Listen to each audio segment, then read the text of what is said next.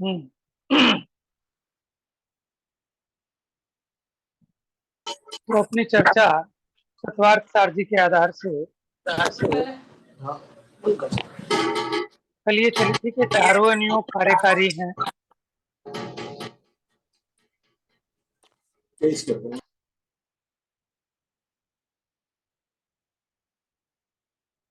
चारों ही अनुयोग कार्यकारी हैं।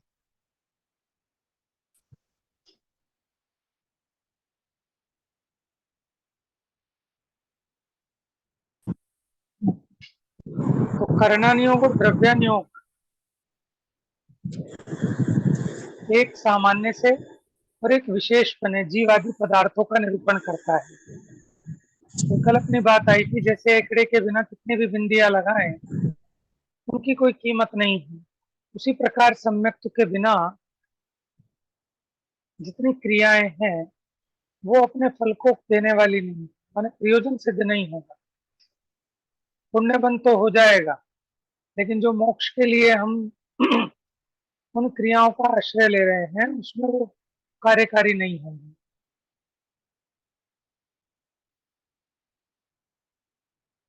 यहाँ से पढ़ते हैं इस दशाध्याय रूप तत्वार सूत्र में। पढ़िए, कौन पढ़ेगा जिसने कल नहीं पढ़ा?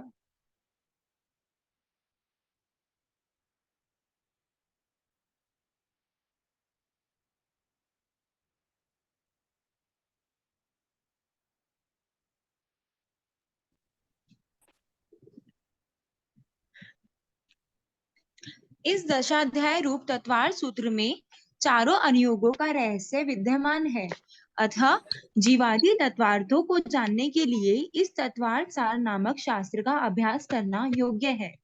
तुम्हारे द्वारा कहे गए व्रतादि शुभ कार्यों से जैसे पुण्य बंध होता है, उसी प्रकार जीवादि तत्वों का स्वरूप जानने रूप ज्ञानाभ्यास करना प्रधान शुभ कार्य है। उससे सातिशय पुण्य का बंध होता है, अथवा उन व्रतादि रूप शुभ क्रियाओं में भी ज्ञानाभ्यास की ही प्रधानता है। जो जीव पहले गुणस्थान, मार्गना, जीव समास आदि को भली भांति जानकर यथार्थ ज्ञान पूर्वक हिंसादि 5 पापों का त्याग कर व्रत धारण करता है, वही व्रती है। जो जीवादि के विशेष जाने बिना ही बाह्य हिंसादि 5 पापों के त्याग से स्वयं को व्रती मानता है, वह व्रती नहीं है। सम्यक्त्व के बिना व्रत नाम ही प्राप्त नहीं होता है, अतः व्रत पालने में भी ज्ञानाभ्यास ही प्रधान है। देखिए, जो कल जो प्रश्न उठा था, प्रश्न में ये था कि जीवादि तत्व तो जैसे हैं वैसे हैं, उनको जानो या ना जानो क्या फर्क पड़ता है? पूजा पाठ करो, उपवास करो, संयम करो, कोई क्रिया करो, उसका तो कुछ लाभ है, लेकिन ये तत्वाभ्यास से क्या लाभ होने वाला है? तो वो कहते हैं तत्वाभ्यास से तुम्हारे व्रतादि शुभ कार्यों से जैसा पुण्य बंध होता है, उससे भी कहीं अधिक सातिशय पुण्य का बंध ज्ञानाभ्यास करने से होता है। और ये जो व्रतादि रूप शुभ क्रियाएं हैं, ये भी ज्ञानाभ्यास के लिए ही है। तो जो जीव पहले गुणस्थान, मार्गणा, जीव समास आदि को भली भांति जाने, माने जीव के रहने के निवास स्थान क्या क्या हैं, जीवों के जन्मने के स्थान कौन कौन से हैं, जो ये नहीं जानता वो जीवों की दया कैसे पाल पाएगा, जीवों की हिंसा से कैसे बच पाएगा? इसलिए जो जीव पहले गुणस्थान, मार्गणा, जीव समास इनको भली भांति जानकर यथार्थ ज्ञान पूर्वक इन सभी 5 पापों का त्याग कर व्रत धारण करता है, वही व्रती है। कौन व्रती है? कि जो पहले जीवादि के विशेष भेद आदि जानकर फिर हिंसादि 5 पापों का त्याग करता है, वही सच्चा व्रती है। सम्यक्त्व के बिना, माने सच्ची समझ के बिना व्रत नाम ही प्राप्त नहीं होता। इसलिए व्रत पालने में भी ज्ञानाभ्यास की ही मुख्यता है। अब देखो, ये बताते हैं कि ज्ञानाभ्यास ये तप में आता है। कैसे आता है तप? देखिए, पढ़िए आगे। तप के 2 भेद हैं, बहिरंग और अंतरंग। जिससे शरीर का दमन हो वह बहिरंग तप है, और जिससे मन का दमन हो वह अंतरंग तप है। इन दोनों तपों में बहिरंग तप से अंतरंग तप उत्कृष्ट है। वह अंतरंग तप 6 प्रकार का है। उनमें से भी सिद्धांत में स्वाध्याय नामक तप को मुख्य कहा है। स्वाध्याय तप के बिना जीव का कल्याण नहीं होता है, अतः तप करने में भी ज्ञानाभ्यास ही प्रधान है। अरहंतादि की भक्ति करना, तुमने जो ऐसा कहा, वहां भी जीवादि तत्वों का विशेष स्वरूप जाने बिना अरहंतादि की भक्ति भी नहीं हो पाती है। गुणस्थान मार्गना जीव समाज रूप जीवादि तत्वों का विशेष स्वरूप जानने से ही अरहंतादि के स्वरूप की भली भांति पहचान होती है, अथवा इनसे अपनी शुद्ध अवस्था की पहचान होती है। उससे अरहंत आदि के प्रति तीव्र भक्ति प्रकट होती है। वही बहुत कार्यकारी है। उससे जीव को मोक्ष फल की प्राप्ति होती है, देखिए, जो अपने हाँ, अब देखो एक एक चीज को घटित करके बता रहे हैं कि चरणानियोग जिन चीजों को कहते हैं, जैसे तप करना, अरंत आदि की भक्ति करना। तुमने ये कहा ना कि ये तप करेंगे, भक्ति करेंगे तो कुछ लाभ होगा, लेकिन तप में दो भेद है, तप के बहिरंग तप और अंतरंग तप। जिससे शरीर का दमन हो, है, वो है बहिरंग तप, और जिससे मन का दमन हो, वो अंतरंग तप है। तो बहिरंग तप से अंतरंग तप उत्कृष्ट है। और अंतरंग तप के जो 6 भेद हैं, उनमें भी स्वाध्याय नामक तप को मुख्य कहा है। आपने पढ़ा होगा, स्वाध्याय परमम तपः, स्वाध्याय करना ये परम तप है। स्वाध्याय रूपी तप के बिना जीव का कल्याण नहीं होता। देखो, शरीर को सुखाना, वो तो इसको तप नजर आता है कि आप भूखे रहो, खाना नहीं खाओ, ठीक है, एक आसन रहो, धूप में खड़े होकर तपस्या करो, तो शरीर को कष्ट देने का नाम ये तप समझता है। लेकिन असली तप तो इच्छाओं के निरोध का नाम तप है, और इच्छाओं का निरोध ज्ञानाभ्यास से ही होता है। इसलिए स्वाध्याय नामक तप मुख्य है। इसलिए आप जो ये कहते हैं चरणान योग में जो कहा, उसमें भी ज्ञानाभ्यास के बिना वो क्रियाएं सार्थक नहीं है। फिर तुमने कहा अरहंत आदि की भक्ति करना, लेकिन अरहंत आदि की भक्ति कैसे होगी? जब तक आपको अरहंत के द्रव्य गुण पर्याय नहीं पता, आपको अरहंत की कि वो कितने कर्मों से रहित हैं, उनके कितने कितने गुण प्रकट हुए हैं, ऐसा विशेष तत्व ज्ञान नहीं हो, तो अरहंत आदि इनके स्वरूप की भली भांति पहचान नहीं होती। और जिनको पहचानता नहीं, उनके प्रति भक्ति कैसे करेगा? तो सच्ची भक्ति उसी को हो सकती है कि जो अरहंत आदि के स्वरूप को यथार्थ जानता है। अब हम आपसे पूछें, ये जो अरहंत है, ठीक है, प्रश्न है, पूछता हूं आपसे, अरहंत 7 तत्वों में से कौन से तत्व हैं?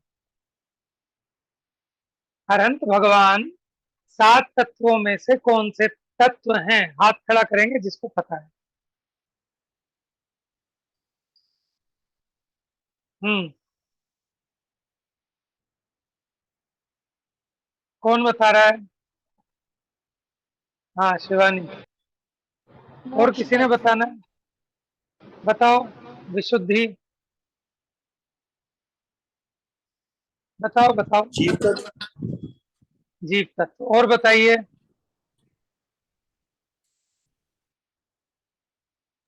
मोक्ष तत्व। हाँ, ठीक है, अरहंत यद्यपि जीव हैं, लेकिन अभी हम अरहंत दशा की बात कर रहे हैं, ठीक है। यद्यपि सिद्ध भगवान मोक्ष तत्व हैं, अभी अरहंत पूर्णतया तो मुक्त नहीं हुए, लेकिन 4 कर्मों की अपेक्षा मुक्त वो भी कहे जा सकते हैं।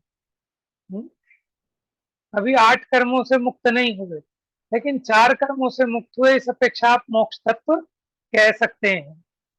और जीव तत्व यहाँ इसलिए नहीं कहेंगे क्योंकि यहाँ हम अनंत पर्याय की मुख्यता से बात कर रहे हैं, इसलिए मोक्ष तत्व है। जब हम चेतना की तरफ से बात करेंगे, तब वहां कहा जाएगा जीव तत्व। तो देखो, जब इसको पता हो अनंत से, अच्छा बताओ, मुनिराज कौन से तत्व हैं? संवर निर्जरा। ठीक है ना, माने वो संवर निर्जरा को प्रकट कर रहे हैं मुनिराज, कर्मों का संवर किया है और निर्जरा कर रहे हैं। मुनि किसका नाम है? कि आत्मा की वो विशुद्धि ठीक है, शुद्धि का प्रकट होना उस भूमिका के योग्य छठे सातवें गुण स्थानवर्ती वीतरागता, वास्तव में तो उसका नाम मुनिपना है। और जैसे सिद्ध किसका नाम है कि 8 कर्मों के अभाव में जो पूर्ण शुद्धता प्रकट हुई आत्मा की उस अवस्था का नाम सिद्ध है। सिद्ध कहो मुक्त कहो एक ही बात है। तो इसलिए जब तक आप अनंत के स्वरूप को नहीं जानेंगे कि वो कितने सुखी हैं, उनके क्या गुण हैं, ठीक है, और हम कैसे अशुद्ध हैं, अपनी अशुद्धता और उनकी शुद्धता जब तक अपने को ये नहीं पता चलेगी, तब तक अनंत आदि के प्रति सच्ची भक्ति नहीं आ सकती। ठीक है, चलिए आगे पढ़ते हैं, अब आगे करते हैं।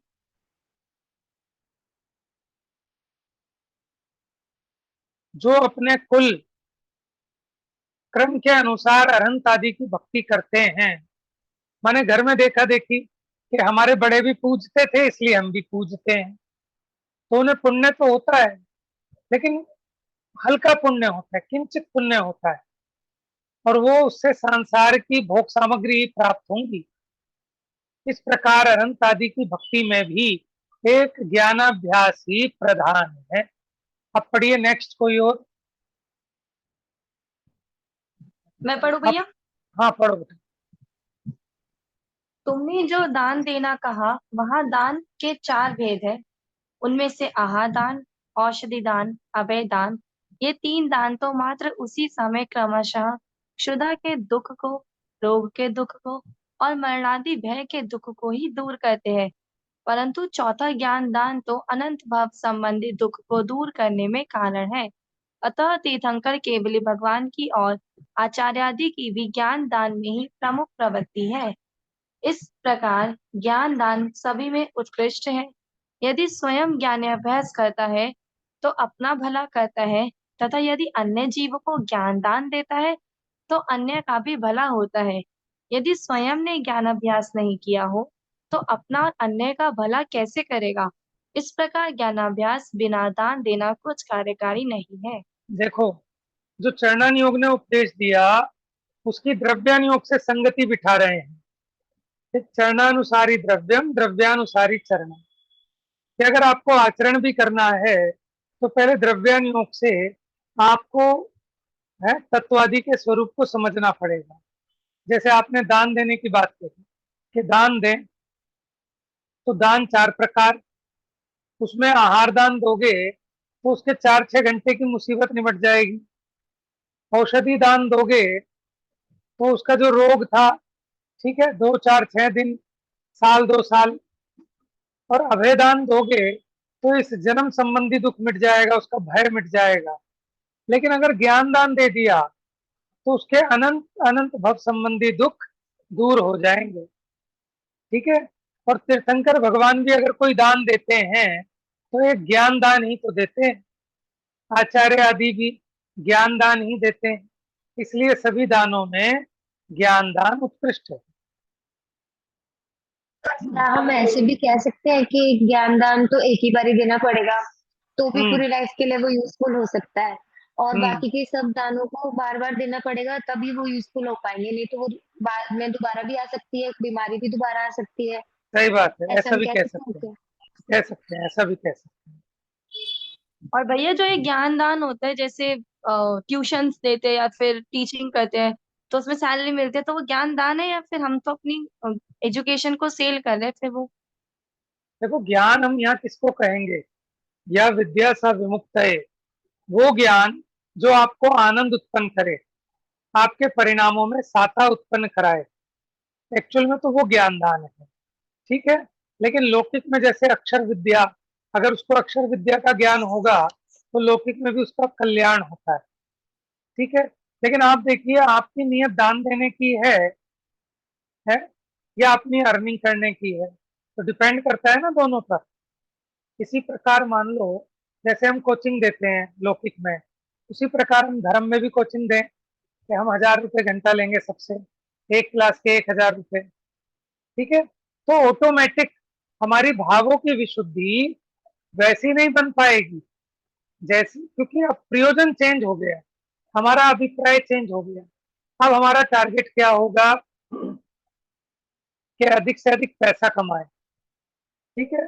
और अन्यथा टारगेट क्या होना चाहिए कि मेरे परिणामों की विशुद्धता कैसे हो। ये तो परस्पर निमित्त नैमित्तिक संबंध है। दूसरे के परिणामों की विशुद्धि मात्र के लिए दान नहीं दिया जाता। दूसरे को ज्ञान दान देने में अपना भी बहुत उपकार होता है। तो इसलिए दान की परिभाषा ही है अपने और पर के उपकार के लिए, ठीक है, अपनी वस्तु का त्याग करना, वो दान है। समझ में आया? लेकिन यहाँ शास्त्र ज्ञान के रेफरेंस में कि पहले आप स्वयं समझें, तभी आप दूसरे को समझा पाएंगे, ठीक है। तो लौकिक वाला जो ज्ञान दान है ना, उसकी यहाँ बात नहीं है, क्योंकि वो तो संसार में प्रवृत्ति कराता है। उसका उद्देश्य 5 इंद्रिय के भोगों को जुटाना है। और जो लौकिक शिक्षा है वो संसार मार्ग में प्रवृत्ति कराने वाली है। और ये जो अलौकिक शिक्षा है ये संसार मार्ग से हटाने वाली है, बचाने वाली है। इसलिए उसको हम अभी ज्ञान दान में नहीं कहेंगे। लेकिन फिर भी सामान्य अपेक्षा, जैसे कोई गरीब बच्चे हैं, हमने उनको इकट्ठा किया, उनको पढ़ना लिखना सिखा दिया, तो उनका जीवन यापन ढंग से हो जाएगा, वो करुणा दान में आ जाएगा। किसमें? करुणा दान, ठीक है। पढ़िए आगे। तुमने जो दान देना कहा, नहीं हो गया ना। कहाँ पहुंच गए? भाव ये है कि हाँ, भाव यह है कि सम्यक सहित दान देने पर तो परंपरा से मोक्ष पद की प्राप्ति होती है, परंतु सम्यक के बिना दान देने के फल में स्वर्ग आदि रूप सांसारिक सुख की प्राप्ति होती है, मोक्ष पद की प्राप्ति नहीं होती है। इस प्रकार दान देने में भी एक ज्ञानाभ्यास ही प्रधान है। समझ में आया? माने सम्यक का मतलब लेना यहाँ सच्ची समझ, ठीक है। जैसे हमें लगा कि एक शराबी बेचारे को 4 दिन से शराब नहीं मिली, इस बेचारे को शराब दे दें तो ये बेचारा सुखी हो जाएगा। बताओ, जो उसने दान दिया उसका क्या फल मिलेगा उसको, है? इसलिए जब तक आपकी समझ सच्ची नहीं होगी तब तक आप सच्चा दान भी नहीं दे पाएंगे, ठीक है। इसलिए हर क्रिया में भी उस संबंधी सच्ची समझ जरूर चाहिए, उसके बिना तो आप कोई क्रिया भी नहीं पाल सकते। हाँ, पढ़िए आगे। विषयादि का त्याग कर वन में बसने से उदासीनता होती है। ऐसा जो तुमने कहा वह तो ऐसा है जैसे कुछ पुरुष जन्म से ही ठगों के पुर नगर में रहते हुए उन्हें अपना मानते हैं। उनमें से कोई पुरुष तो किसी कारणवश उन ठगों के प्रति अनुराग रूप प्रवृत्ति करता है, तथा कोई पुरुष उनसे लड़कर उनके प्रति द्वेष भाव पूर्वक उदासीन हो आहार आदि का त्यागी होता है। परंतु ये दोनों पुरुष उन ठगों के नगर से छूटे नहीं है। किसी अन्य पुरुष को किसी कारणवश अपने कुल का और उन ठगों के कुल का यथार्थ ज्ञान हो गया, जिससे वह पुरुष उन ठगों के प्रति अंतरंग से उदासीन हो गया। वह उन्हें अपने स्वयं से पृथक पर जानकर उनसे अपना संबंध तोड़ना चाहता है, परंतु बाह्य में प्रसंग परिस्थिति का ध्यान रखकर प्रवृत्ति करता है। ऐसा पुरुष कोई छिद्र पाकर उन ठगों के नगर से निकल जाता है। देखिए, ये उदाहरण दिया और इस उदाहरण में बहुत कुछ स्पष्ट कर दिया। क्या कहते हैं कि जैसे कोई ठगों के नगर में बचपन से रह रहा था, ठीक है। अब एक व्यक्ति तो ऐसा है कि जो उनके प्रति अनुराग रखता है कि भले हैं, मेरे हैं, अपने हैं। और एक दूसरा व्यक्ति ऐसा है कि जिसका उनसे किसी बात पर झगड़ा हो गया, उनसे द्वेष पूर्वक उनसे उदासीन हो गया, खाना पीना छोड़ दिया। लेकिन ये दोनों के दोनों उससे छुपते नहीं, दोनों अपने ही मान रहे हैं। एक को अनुराग है वो भी, और जिसको द्वेष है वो भी, के हैं तो मेरे, लेकिन फिर भी मेरा कहना नहीं मानते, इसलिए नाराज है। और एक अन्य पुरुष, उसे किसी कारणवश माने अपने कुल का और उन ठगों का भेद ज्ञान हो गया कि मैं तो राजा के राजकुमार हूँ और ये बचपन में मुझे उठा लाए थे और इनके यहाँ मैं पला पुसा हूँ, ठीक है।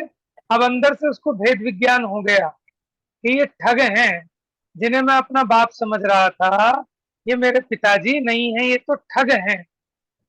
तो ऐसा जानने पर अब देखो उसे अंतरंग से सच्ची उदासीनता हो जाएगी। किनसे? उन ठगों से। अब वो सच में उदास हो जाएगा। अभी छोड़ के नहीं जा पा रहा क्योंकि पता लग जाएगा तो ये मुझे और मेरे घर वालों को मार देंगे। समझ में आया?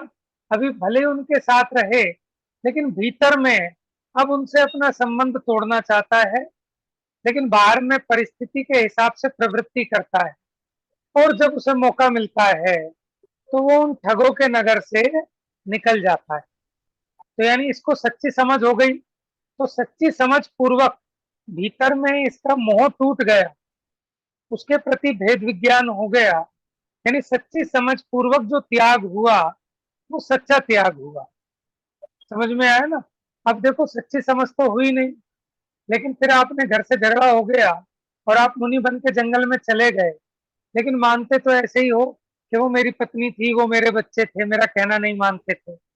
लेकिन एक व्यक्ति जिसको भेद विज्ञान हो गया कि कोई किसी का नहीं है, ये सब झूठे रिश्ते नाते हैं, शरीर संबंधी संयोग है, आज है कल नहीं। तो जिसको अंतर में ऐसा भेद विज्ञान हो गया, अब उसके जो उदासीनता आएगी, उसको जो वैराग्य होगा वो सच्ची समझ पूर्वक वैराग्य होगा। यानी सम्यक पूर्वक की क्रिया वही अपने फल को देने वाली है। अब इस उदाहरण को घटित करके बता रहे हैं, पढ़िए। उसी प्रकार उसी अनादिकाल प्रकार से अनादिकाल से सभी जीव संसार में रहते हुए उन ठग रूप कर्मों को अपना मान रहे हैं।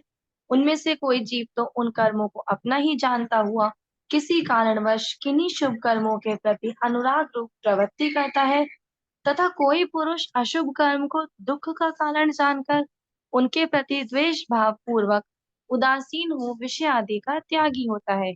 परंतु ये दोनों प्रकार की उदासीनता पुण्य फल की दाता है, उनसे मोक्ष फल की प्राप्ति नहीं होती है। देखो, एक ने क्या किया? शुभ कर्मों में राग किया, एक ने अशुभ कर्मों में द्वेष किया। माने अशुभ कर्मों को छोड़ता है लेकिन द्वेष बुद्धि से, लेकिन फिर भी कर्मों में अपनापना मानता है, जैसे ठग का उदाहरण दिया था। तो ये दोनों के दोनों पुण्य तो बांधेंगे लेकिन कर्मों से मुक्त नहीं हो सकते। अशुभ कर्म को छोड़कर शुभ कर्म को करना चाहता है, तो कर्मों से बंधे रहेंगे, कर्मों से मुक्त होने वाले नहीं हैं। पुण्य तो बांध लेंगे लेकिन कर्मों से मुक्त नहीं होंगे। अब देखो, अन्य किसी पुरुष को किसी कारणवश जीव और कर्म का यथार्थ ज्ञान हो गया, तब वह पुरुष उन कर्मों से उदासीन हो अंतरंग में उन्हें अपने से भिन्न जानने लगा। वह उनसे अपना संबंध तोड़ना चाहता है, परंतु बाह्य में अपने परिणाम परिस्थिति आदि का ध्यान रख प्रवृत्ति करता है। ज्ञानाभ्यास के कारण प्रकट यह एक वीतरागता रूप उदासीनता ही कार्यकारी है। इसी से मोक्ष की प्राप्ति होती है। समझ में आया? सच्ची उदासीनता कब होती है? कि जब अपने और कर्म के स्वरूप को भिन्न भिन्न जान लेता है, यथार्थ ज्ञान कर लेता है। अब उन कर्मों से अपना संबंध छुड़ाना चाहता है, भले ही वो शुभ कर्म हो, भले ही अशुभ कर्म हो। तो ऐसी जो वीतरागता है वो मोक्ष के कारण है। नेक्स्ट पढ़िए अब कोई और।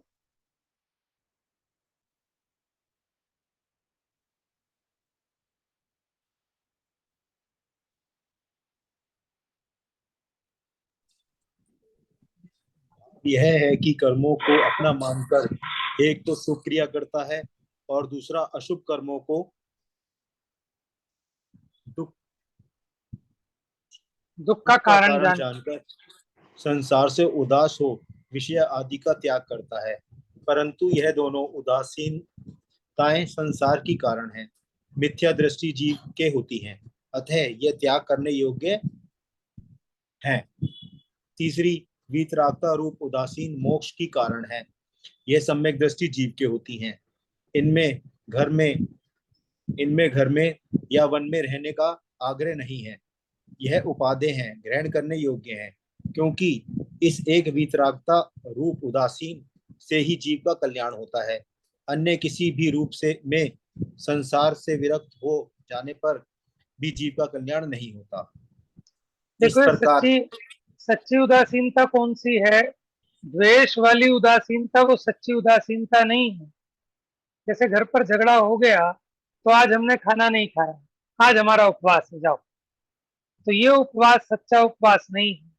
और जब ज्ञान हो गया कि वास्तव में मैं खाने वाला तो हूं ही नहीं, मेरा स्वरूप अनाहारी है, मैं चेतन स्वरूप हूँ, मैं शरीर स्वरूप नहीं हूँ, समझ में है। लेकिन मैं अपने मुंह से मानता हूँ कि खाने से मेरा भला होता है।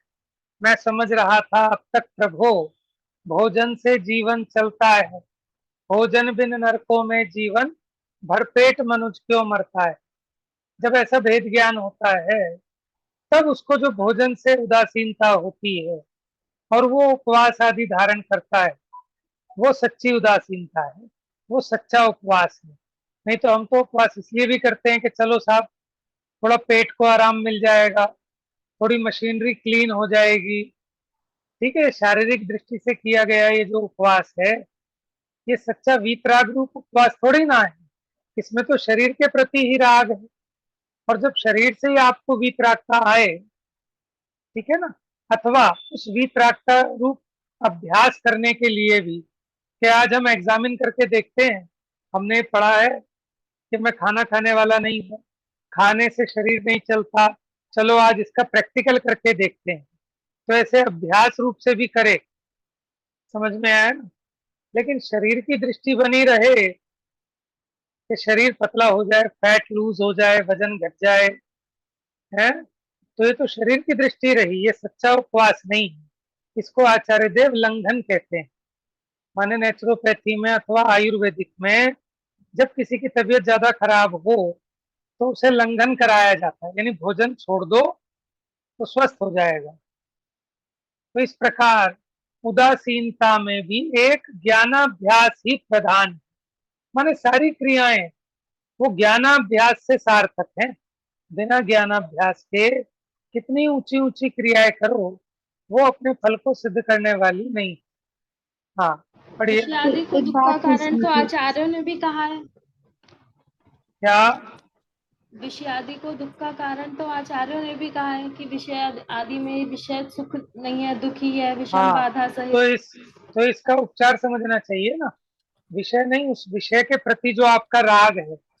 जैसे कहा संसार में विषबेल नारी, कि जहर की पुड़िया है ये स्त्री, ठीक है, जहर की बेल कहा, तो क्या इसको उठा के फेंकें घर से बाहर? उसका भाव हम सही समझते हैं ना, क्या कि वो नारी को नहीं कहा, लेकिन नारी के प्रति जो अपना राग भाव है, वो राग भाव जहर है। इसी प्रकार ये पांच इंद्रिय के विषय ना तो सुख के कारण न दुख के कारण, लेकिन इसमें जो अपनी उपादेय पने की बुद्धि है, ये दुख की कारण है। बात समझ में आई? पढ़ो आगे। मैं पूछूं? इस प्रकार ज्ञान के बिना मात्र विषय आदि के त्याग रूप उदासीन पुण्य फल को तो देती है, परंतु इससे मोक्ष मार्ग की सिद्धि नहीं होती। अपने पुरुषार्थ की हीनता में कर्म के उदय वश तत्काल विषय आदि का त्यागी नहीं होने वो पाने पर भी वीतरागता उन उदासीनता द्वारा परंपरा से मोक्ष पद की प्राप्ति होती है। इस देखो क्या प्रकार कह रहे हैं, उदासीनता यहाँ ये समझाया कि अपने पुरुषार्थहीनता के कारण, कर्म के उदय के कारण एकदम भले विषय आदि ना छोड़ पाए। जैसे वो समझ गया था कि मैं ठगों के बीच फंस गया हूं, तो वो एकदम तो नहीं निकल पाया। अभी स्वांग वैसे ही करता रहा, उस ठग को बाप कहता है, लेकिन अंदर में उदासीन हो गया। तो ऐसे ही ज्ञानी है, एकदम भले विषय आदि का त्यागी ना हो पाए, लेकिन वीतराग रूप जो उदासीनता है, उससे परंपरा से मोक्ष की प्राप्ति तो हो ही जाती है। कोई प्रश्न पूछ रहे हैं तो पूछ लीजिए, आगे विषय फिर कल चलाएंगे, क्योंकि मेरे को समय हो पूछना गया। था। पूछो पूछो। भैया कल वाला क्वेश्चन पेंडिंग है एक। कौन, तरुषि? हाँ भैया, कल मैंने एक क्वेश्चन पूछा था, वो कर्मों का अपकर्षण और उत्कर्षण से होता है, हाँ, तो बहुत उसमें बढ़िया। फिर वो जो हमारी क्रमबद्ध थी, फिर तो वो क्रमबद्ध ही नहीं रहा जब उत्कर्षण अपकर्षण हो गया तो। देखो, प्रश्न बहुत बढ़िया है, प्रश्न समझ में आ गया ना सबको। प्रश्न ये है, कर्मों का उत्कर्षण भी होता है और अपकर्षण भी होता है। उत्कर्षण क्या है? परिणामों के निमित्त से जो हमने पहले कर्म बांधे थे, उन कर्मों के फल देने की ताकत बढ़ जाना, इसका नाम है उत्कर्षण। और उन कर्मों के फल देने की ताकत और समय स्थिति घट जाना, इसको कहते हैं अपकर्षण।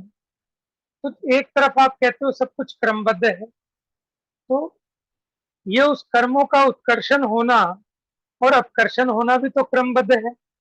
और अगर क्रमबद्ध नहीं है, हम कर सकते हैं, तो फिर क्रमबद्ध झूठी हो गई सिद्धांत। तो देखो ऐसा कोई आपत्ति नहीं है, दोनों का सुमेल है। आप ये बताओ, आपको ये पहले से पता थोड़ा ही है कि कब मेरे परिणाम सुधरेंगे और कब मेरे परिणाम गिरेंगे। ठीक है, ये तो आपको पता नहीं है। लेकिन जब आपकी क्रमबद्ध में सुधरने के परिणाम होते हैं ना, तो वहां आपका बुद्धिपूर्वक उपाय भी उसी प्रकार का होता है। दोनों का ऑटोमेटिक सुमेल है। देखो कल आप परसों बताया था, तीर्थंकर जन्म से 3 ज्ञान के धारी होते हैं और उनको पता है कि मेरी क्रमबद्ध में मोक्ष जाना निश्चित है, इसी भव से मोक्ष जाऊंगा, है ना। उनको पता है ना अवधि ज्ञान से। और जब पंच कल्याणक मनाने आते हैं देव, उनको जन्म कल्याणक मनाया है, उनके माता पिता सबको पता है, ठीक है, और उनको भी पता है कि इसी भव से मोक्ष जाना है। लेकिन उनको ऐसा भाव नहीं आता कि जब क्रमबद्ध में जाना नक्की है, तो मैं क्यों दीक्षा लूं, है, क्यों मैं मुनि बनूं, है।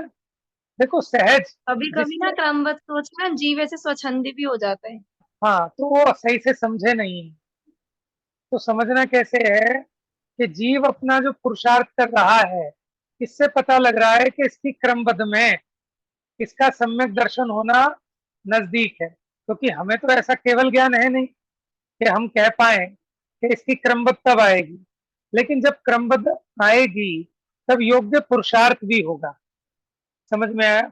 अब किसी का मन बना कि मैं घर छोड़कर मुनि बनूंगा, ठीक है, तो इसका मतलब अब उसका संसार समुद्र का किनारा नजदीक आया है, अब उसकी काल लब्धि आई है, तभी तो उसको ऐसा भाव आ रहा है। अगर काल लब्धि नहीं आई होती, तो उसको ऐसा भाव भी नहीं आता। तो काल लब्धि एक फैक्टर है, पुरुषार्थ एक फैक्टर है। ये जीव बुद्धि पूर्वक अपना पुरुषार्थ करता है, और उस समय काल लब्धि भी आई है तो ऐसा पुरुषार्थ करता है। क्लियर हुआ? हाँ बोलो श्रुति, क्या पूछ रही थी? मेरा ये क्वेश्चन था कि जैसे अगर हम ऐसे कहते हैं ना कि अमृत अगर हम बिना जाने भी पियेंगे तो फायदा ही होगा, हाँ, ऐसे ही जैसे वो वाला वो डाउट है। क्वेश्चन पूरा हो गया आपका? जैसे अमृत क्वेश्चन बिना, मेरा, हाँ जैसे ऐसे कहते हैं ना कि बिना जाने भी अमृत पियोगे तो फायदा ही होगा। ऐसे ही जब वो हम जो व्रत वाली ऊपर बात कर रहे थे, तब था मेरा डाउट उससे रिलेटेड कि अगर ठीक है। हमने व्रत किया ये बोल के कि हम भूखे रहना पसंद नहीं है या कोई भी और रीजन की वजह से, हम्म। पर व्रत तो हुआ। हालांकि इसमें तो मुझे डाउट नहीं है, ये तो बहुत छोटी चीज है, पर थोड़ी और बड़ी के में होता है ये कि मान लो हमने किया तो है ही ना, वो बिना जाने हम्म। करा हमने, पर सही काम तो है, अच्छा ही करा है हमने। सही है। देखो लाभ तो होगा, लेकिन जितना लाभ होना चाहिए था वो नहीं हुआ ना असली। हमने कहा कि पुण्य तो बंध जाएगा, ठीक है, लेकिन हमारा प्रयोजन पुण्य बांधने का नहीं था। हमारा प्रयोजन सम्यक दर्शन आदि करने का था, सम्यक चारित्र करने का था। लेकिन सम्यक चारित्र का प्रयोजन सिद्ध नहीं है, नुकसान नहीं है। हम तो कहते ही हैं कि भाई देखा देखी भी करना, लेकिन अब देखा देखी तो कर रहा है, जो असली लाभ होना चाहिए वो नहीं होगा। हम्म। माने हम किसी व्यक्ति को देखता है, ये अच्छा काम कर रहे हैं, हम भी उसकी देखा देखी करते हैं, लाभ तो होगा, लेकिन अगर आप उसको और अच्छे से समझ के करेंगे तो आशातीत लाभ होगा। ठीक है, नॉलेज एक बहुत बड़ा फैक्टर है। आप किसी भी क्षेत्र में हो, अगर आप कोई व्यापार करते हैं, लाभ तो हो रहा है, लेकिन अगर आपको उसकी गहरी नॉलेज बढ़ती जाती है, तो फिर आपका लाभ भी बढ़ता जाता है। तो बिना ज्ञान के कई बार वो क्रिया दुखदाई भी हो जाती है। अब आपको ज्ञान ही नहीं है, आपने व्रत तो कर लिया और आपके अंदर पित्त कुपित हो गया, हॉस्पिटलाइज एडमिट हो गए, फिर आपको अभक्ष दवाइयां खानी पड़ी, अभक्ष इंजेक्शन लगवाने पड़े, तो व्रत करने से लाभ की जगह नुकसान भी हो गया, क्योंकि आपने सम्यक ज्ञान पूर्वक उसको नहीं किया। तो उसकी विधि के संबंध में, उसके प्रयोजन के संबंध में, उसके लाभ के संबंध में, ये सब ज्ञान जिसको होता है उसको विशेष लाभ होता है। ठीक है ना, बस इतना, क्योंकि हर एक उपदेश किसी एक अपेक्षा से होता है। तो वो भी बात स्थूल प्रयोजन है कि बिना जाने भी अगर अमृत पियोगे तो लाभ ही होने वाला है। लेकिन मेरा प्रश्न ये है, जब तक जानेगा नहीं तो वो अमृत को पिएगा ही क्यों? ठीक है ना, तो उसको जब उसके गुण पता लगते हैं तो वो पीता है। क्योंकि यहाँ तो ऐसा नहीं है कि कोई दूसरा जबरदस्ती करा दे, वहां तो ऐसा होता है मम्मी ने नाक पकड़ के बच्चे को दवाई पिला दी तो भला कर देगी। लेकिन ये तत्व ज्ञान, ये तत्वाभ्यास, ये ऐसी चीज नहीं है कि दूसरा जबरदस्ती करा दे। जब तक आपके परिणाम नहीं सुधरेंगे तो आपको लाभ नहीं होगा, और परिणाम सच्चे समझ के बिना नहीं सुधरते, नहीं तो उल्टा और गिर जाते हैं परिणाम। मानो आपने देखा देखी व्रत ले लिया, जैसे 4000 राजाओं ने आदिनाथ स्वामी को देखकर दीक्षा ले ली थी, लेकिन उनके परिणाम कितने बिखर गए।